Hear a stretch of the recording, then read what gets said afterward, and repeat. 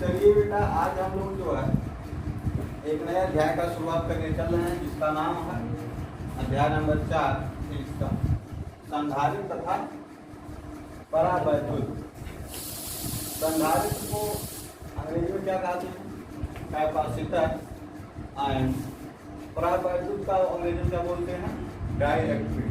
क्या बोलते हैं? डाई इलेक्ट्रिक बोलते हैं। आपके लिए परावैद्युत जो शब्द है ये नया लग रहा हो, लेकिन ऐसा नहीं कि आप इससे जो है अनजान है। ठीक है, जो आप लोग अचालक का नाम सुनते आ रहे थे अब तक, उसी का नाम क्या है? परावैद्युत। चलिए हम लोग शुरुआत करते हैं। और इस अध्याय को पढ़ने से पहले हम लोगों को पदार्थों को उनके विद्युत चालकता के आधार पे जो जान लेना है कितने प्रकार की। तो विद्युत चालकता के आधार पर हम लोग जो पदार्थों को दो भाग में बांट देते हैं। एक का नाम होता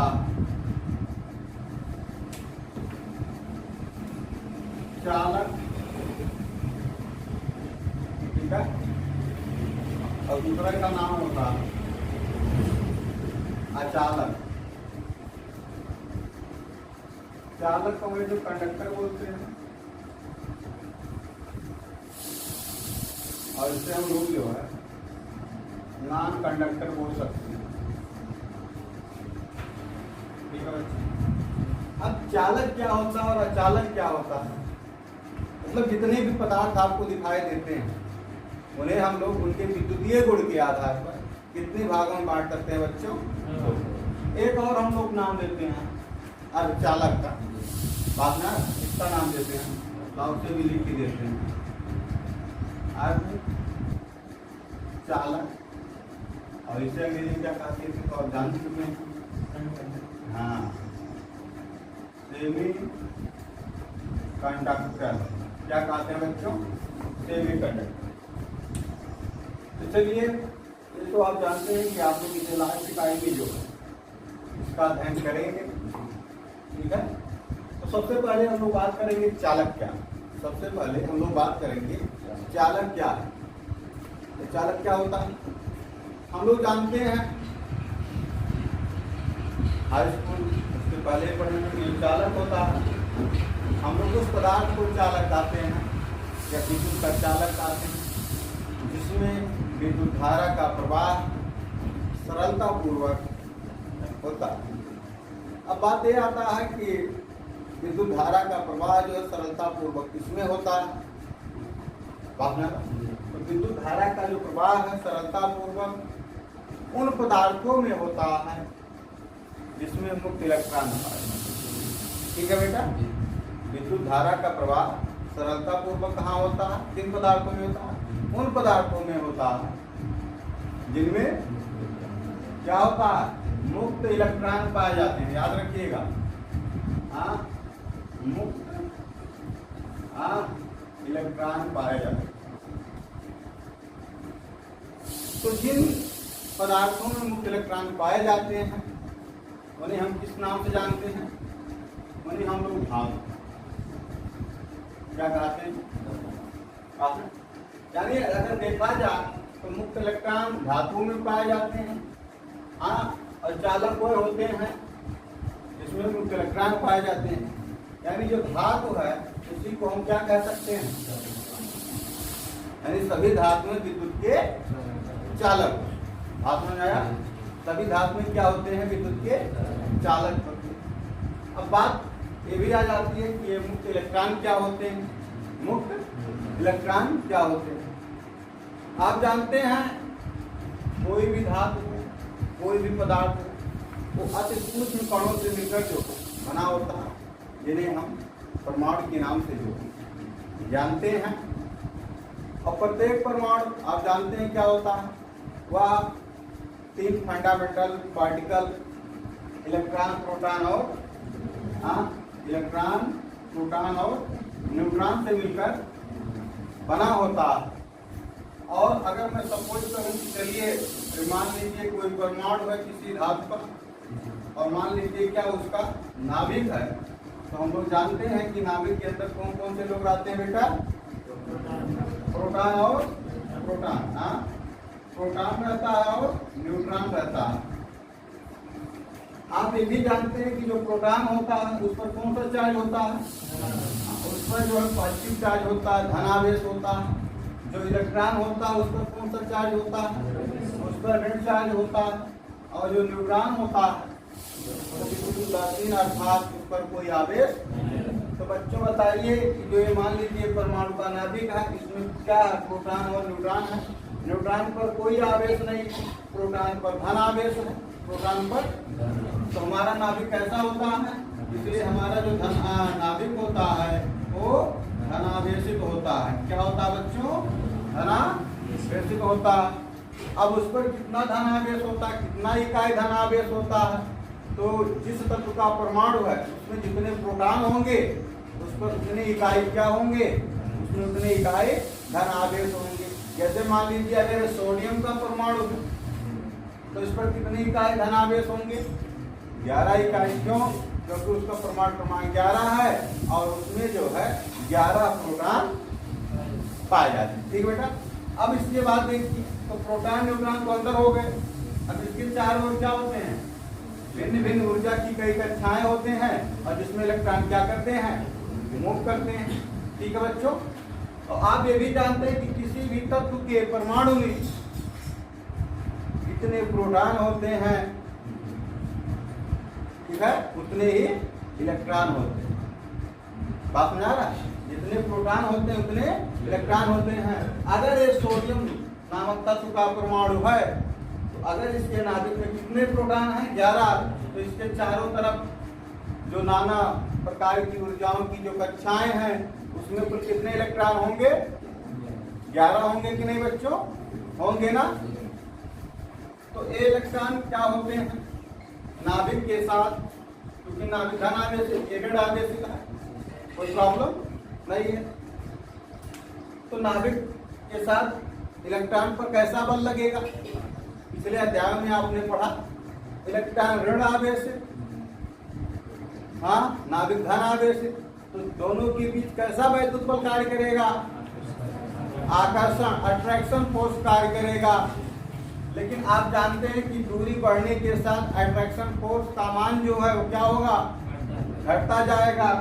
इससे यह स्पष्ट हो रहा है कि जो इलेक्ट्रॉन नाभिक के समीप वाली कक्षाओं में होता है वह गृहीता पूर्वक नाभिक के साथ आकर्षण बल के द्वारा बधा होता है। किंतु जैसे जैसे दूरी बढ़ती है, किंतु जैसे जैसे नाभिक से दूरी बढ़ती है वहाँ माने उन कक्षाओं के इलेक्ट्रॉनों पर जो आकर्षण बल का जो प्रभाव है वो घटता जाता है। और इस प्रकार धातु में बाह्य कोश में उपस्थित इलेक्ट्रॉनों पर जो नाभिक का जो प्रभाव होता है, जो उस पर लगाया गया आकर्षण बल होता है वो बहुत ही कम होता है। उसका मान इतना कम होता है कि एक सामान्य टेम्परेचर मतलब कमरे के ताप पर ही क्या होता है बच्चों, बाह्य कोश का जो इलेक्ट्रॉन होता है वो क्या करता है, वह जो बच्चों इस परमाणु से या उस कक्षा से मुक्त हो जाता है। क्या हो जाता है, मुक्त हो जाता है। और जब मुक्त हो जाएगा तो क्या होगा, क्योंकि प्रारंभ में क्या था, जितना धन आवेश था उतना ऋण आवेश था। तो बच्चों अब इलेक्ट्रॉन जब निकल जाएगा और वो स्वतंत्र होकर क्या होता है, उस क्रिस्टल जालक के अंदर जो खाली स्पेस होते हैं उसमें भ्रमण करता है नाना प्रकार की दिशाओं में। क्योंकि वो सभी दिशाओं में चलकर करने के लिए स्वतंत्र होता है, इसलिए उसका नाम क्या रखा जाता है, मुक्त इलेक्ट्रॉन। तो बात समझ आया, यानी धातु में मुक्त इलेक्ट्रॉन कौन होते हैं, यानी बाह्य कोश में उपस्थित इलेक्ट्रॉन। हाँ, परमाणु के बाह्य कोश में उपस्थित इलेक्ट्रॉन क्या होते हैं, मुक्त इलेक्ट्रॉन होते हैं। और वही धातुओं में क्या करते हैं, आवेश वाहक का।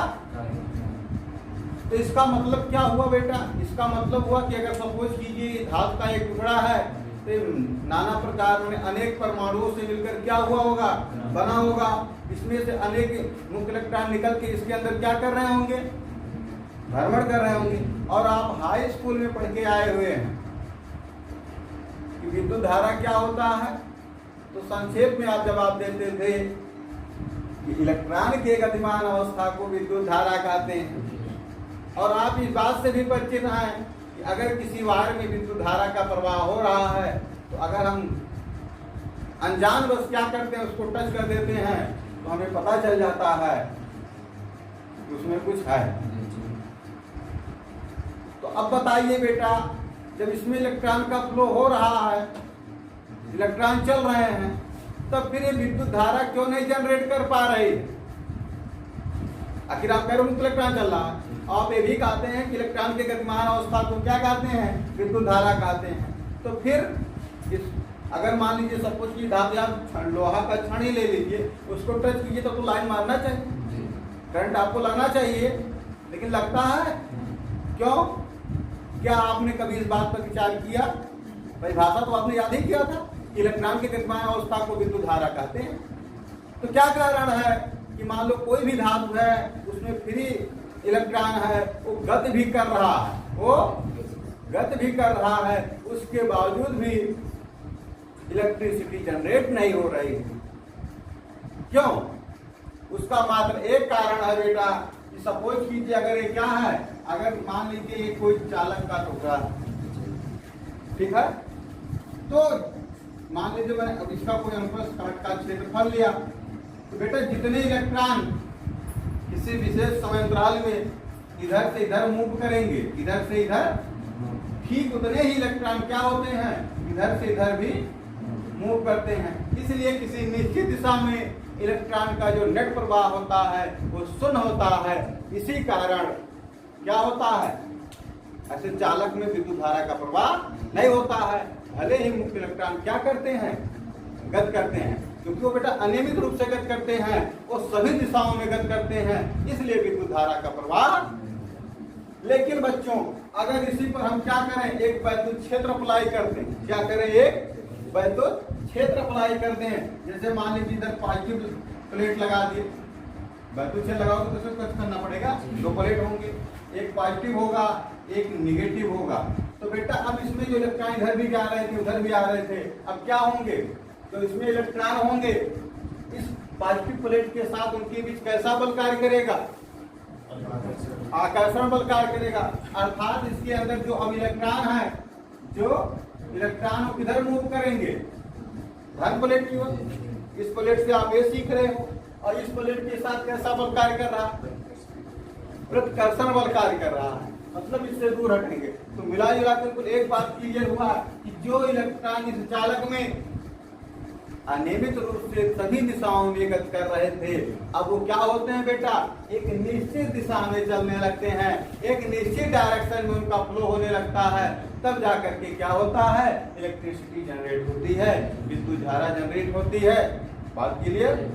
तो बात समझ में आया कि चालकों में विद्युत धारा का प्रवाह होता है, वो भी किसके द्वारा, मुक्त इलेक्ट्रॉनों के द्वारा। यानी चालकों में आवेश वाहक का कार्य कौन करते हैं, मुक्त इलेक्ट्रॉन करते हैं। यानी चालक का कौन सा गुण है कि उसमें विद्युत का गुण पाया जाता है, तो चालक का बस एक ही गुण है कि उसमें मुक्त इलेक्ट्रॉन पाए जाते हैं, उसमें मुक्त इलेक्ट्रॉन पाए जाते हैं, और उसी गुण के कारण ये क्या है, कंडक्टर है, अर्थात धातुएं क्या है, विद्युत के चालक। ठीक है, तो बात क्लियर हो गया कि चालक वह पदार्थ है जिसमें विद्युत धारा का प्रवाह सरलता पूर्वक होता है, और चालकों में विद्युत धारा का प्रवाह मुक्त इलेक्ट्रॉन करते हैं। कौन करते हैं, मुक्त इलेक्ट्रॉन करते हैं।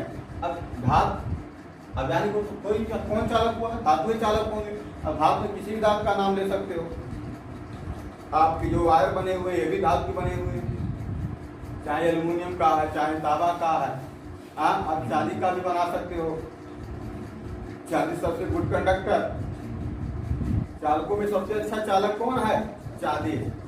ठीक है बच्चों, तो आप क्या करेंगे, हेडिंग डाल लेंगे चालक, और इसमें आप जो है पहले हम लोग बात कर लेंगे, पहले बात कर लेते हैं, तब दिखाते हैं। चलिए अब मैं बात करता हूँ अचालक। तो अचालक क्या होगा, अचालक वह पदार्थ होगा, अचालक वह पदार्थ होगा जिसमें विद्युत धारा का प्रवाह नहीं होता है। क्यों नहीं होता है, क्योंकि इसमें मुक्त इलेक्ट्रॉन नहीं पाए जाते हैं। क्यों नहीं पाए जाते हैं, क्योंकि ये मतलब जो अचालक हैं ऐसे तत्व से बने होते हैं, ऐसे कोई तत्व होते हैं जिनके नाभिक का बाह्य कोश पे जो आकर्षण बल का जो प्रभाव होता है हैवी होता है, बाह्य कोश के इलेक्ट्रॉन उससे निकल नहीं पाते। बात क्लियर? मतलब ये विद्युत का चालक है, क्यों हो? क्योंकि उसमें मुक्त इलेक्ट्रॉन पाए जाते हैं। अचालक विद्युत का चालक नहीं है। क्यों नहीं है? क्यों नहीं है? क्योंकि उसमें मुक्त इलेक्ट्रॉन नहीं पाए जाते हैं। इसका एग्जाम्पल आप ढेर सारा दे सकते थे। जैसे आपने क्या कहा? आपने कहा मान लो तांबा, हाँ, आप कह सकते हो आयरन भी कह सकते हो, आप एल्यूमिनियम भी कह सकते हो, ETC। अचालक क्या हुआ? अचालक में वो सभी आ गए, अचालक में वो सभी आ गए जिसमें विद्युत धारा का प्रवाह नहीं होता है। जैसे प्लास्टिक हो गया, हाँ, रबड़ हो गया, हाँ, प्लास्टिक हो गया, रबड़ हो गया, कागज हो गया। क्या हो गया? कि कागज में होता है शुष्क वायु हो गया, शुष्क वायु हो गया, ETC लिख सकते हो। यानी ये सब क्या है बेटा? ये सब अचालक है। और चालक हम किसे कहते हैं? तो अचालक उस पदार्थ को कहते हैं जिसमें जो है जिसका जो विद्युतीय गुण है वो चालक से कम हो और अचालक से अधिक हो, तो उसे हम क्या कहते हैं? अर्धचालक। सेमीकंडक्टर नाम से ही क्या हो जा रहा है? स्पष्ट हो। इसका एग्जाम्पल तो आप भी जानते ही हैं। कौन बच्चों? हाँ, जर्मेनियम और सिलिकॉन क्या होते हैं? अर्धचालक होते हैं। तो शायद आपको चालक, अचालक और अर्धचालक के बारे में जानकारी प्राप्त हो गई। ठीक है, अब मैं आगे बात करता हूँ इसी सीरियल में। उसका नाम है क्या? उसका नाम है, जो परीक्षाओं में पूछा भी जाता है कि मुक्त आवेश और बद्ध आवेश से आप क्या समझते हैं? तो मुक्त आवेश और बद्ध आवेश लगभग कहानी बता चुका हूँ, खाली को ये बताना है कि इसी को मुक्त आवेश कहते हैं और इसी को बद्ध आवेश कहते हैं। ठीक है, तो अगला टॉपिक सुनिए क्या मिलेगा बेटा? मुक्त आवेश तथा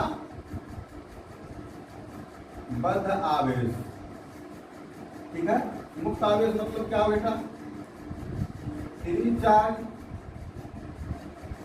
एंड बद्ध, हाँ, बद्ध को अंग्रेजी क्या बोलते हैं? Bounded charge.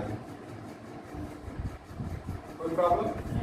तो प्यारे बच्चों, अभी अभी हम जस्ट कुछ क्षण पहले बात किए हैं परमाणु के बारे में, और उसमें मैं बताया कि कैसे एक सामान्य टेम्परेचर पर ही बहुत अल्प ऊर्जा के वजह से धातुओं के बाह्य कोश के इलेक्ट्रॉन या धातु परमाणुओं के बाह्य कोश के इलेक्ट्रॉन उस परमाणु से मुक्त होकर धातु जालक में जो खाली स्थान पाए जाते हैं, इसे किस नाम से जानते हैं?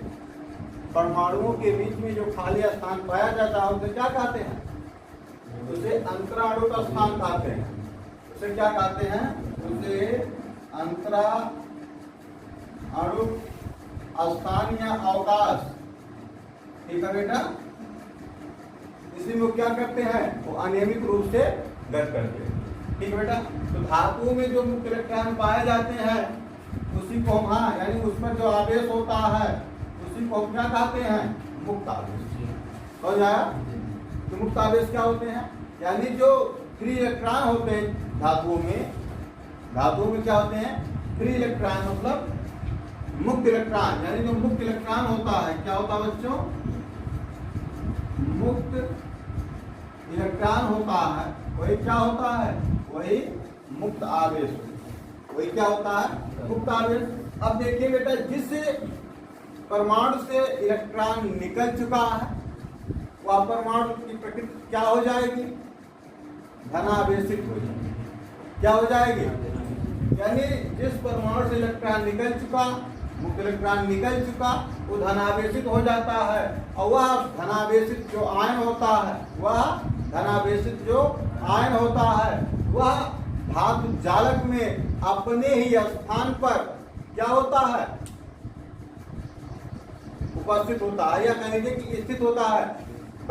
मतलब वो धनायन जो होता है वो गति नहीं करता है, तो इसलिए धन आयन पर यानी धनायन परमाणु पर जो आवेश होता है उसे हम लोग क्या कहते हैं? बद्ध आवेश। बात ना रहा, उसे क्या कहते हैं? बद्ध आवेश कहते हैं। जैसे सोडियम नामक परमाणु से इलेक्ट्रॉन निकल गया तो Na+ बचा। तो Na+ क्या होता है? अगर सपोज कीजिए क्रिस्टल है तो इसमें क्या होंगे बेटा? ढेर Na+ ऐसे होंगे कि नहीं होंगे? हाँ, Na+ जो है आपको ऐसे उसमें होंगे और इसमें अपना फ्री इलेक्ट्रॉन जो खाली स्पेस है उसमें जो है मूव करते हैं। तो जो फ्री इलेक्ट्रॉन आपको नजर आ रहा है यही क्या है? यही आपका जो है बेटा यही मुक्त आवेश है। और ये जो धनायन आ रहे हैं क्योंकि अपने स्थान से रिलेटेड उल्टे नहीं है, इसलिए इन पर जो आवेश है उसे हम, तो शायद आपको बात समझ में आ गई कि वाह बेटा मुक्त आवेश क्या है और बद्ध आवेश क्या है। तो बात क्लियर? चलिए, तो अब हम लोग जो इसको पहले क्या करें? लिख लें। इस प्रकार आप जानेंगे चालक क्या है, चालक क्या है, अर्धचालक क्या है, मुक्त आवेश क्या है और बद्ध आवेश क्या है। धन्यवाद।